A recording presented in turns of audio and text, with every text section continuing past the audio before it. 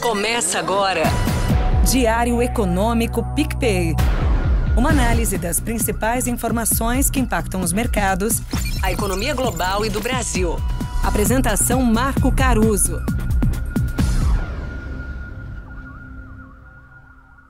Fala pessoal, bom dia, tudo bom por aí?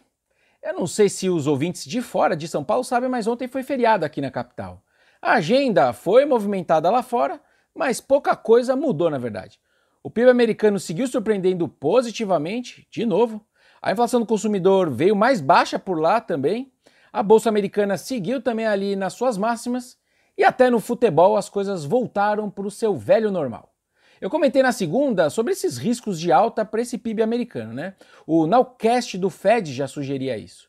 A economia então dos Estados Unidos cresceu aí a uma taxa anualizada de 3,3% no último tri do ano passado e vai então encerrando um forte 2023, desafiando aqueles temores que inclusive eu tinha de recessão.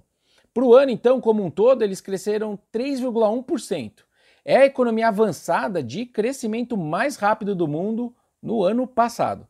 O deflator dos consumidores, né, que é essa inflação que é importante, subiu aí a uma taxa anual de 1,7% no quarto tri, abaixo também dos 2,6% dos 3 meses antes. Então, bom número.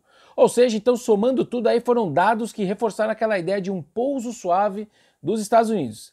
É quando você tem a inflação controlada, né, ela é controlada sem desencadear, como eu disse, uma recessão.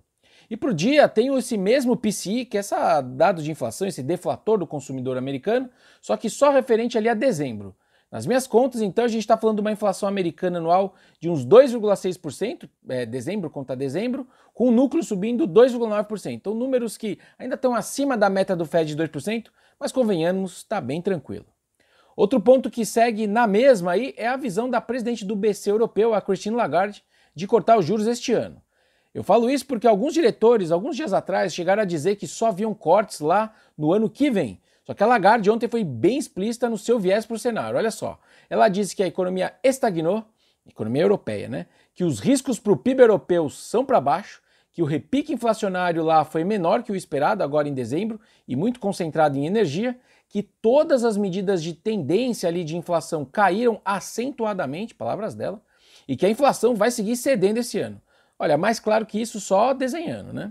Agora, mas muito dessa melhora dos mercados que a gente está vendo em geral, inclusive dos nossos aqui, esses dias últimos, vem dessas boias que o governo chinês seguiu jogando de fato nos últimos dias. A gente realmente está nesse ponto daquele ciclo que eu descrevi no episódio passado, quando os dados fracos empurram o governo chinês a soltar algum tipo de medida para sustentar a atividade. E é importante a gente perceber que esse PIB forte americano não conseguiu atrapalhar os ativos, né, por eventual medo que isso poderia significar de menos cortes de juros lá, porque a gente viu a inflação também melhorando e ainda mais aqui para o Brasil, a gente viu essa China dando alguma esperança. Então tudo isso ajuda e para o Brasil ajuda bastante também, principalmente pela ponta da China. Dito isso, quem não consegue ainda acompanhar esse mix positivo aí lá de fora é a nossa Vale aqui. O noticiário seguiu batendo na tecla de que o governo quer o ex-ministro Guido Mantega comandando a empresa. Pela governança da Vale, o processo de sucessão precisa começar entre 6 e 4 meses antes do fim do mandato do CEO atual. Ou seja, o conselho de administração deles tem que anunciar até dia 31 de janeiro agora se o executivo continua no cargo ou não. Diz o blog do Noblar, diferente do que outros jornalistas estão dizendo, que o presidente Lula já teria desistido de ficar insistindo no nome dele. Enfim, de qualquer forma aí, a nossa bolsa acaba tendo que ficar se equilibrando entre esses ventos positivos lá de fora e os ventos aqui de dentro.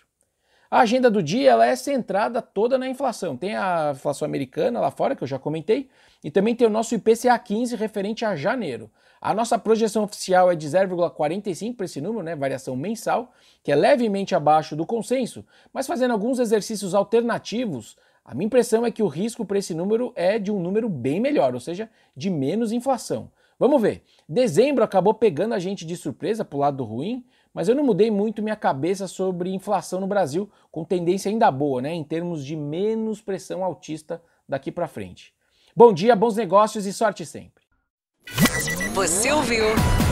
Diário Econômico PicPay. Uma análise das principais informações que impactam os mercados, A economia global e do Brasil. de segunda a sexta, às 6 da manhã, no Spotify e YouTube.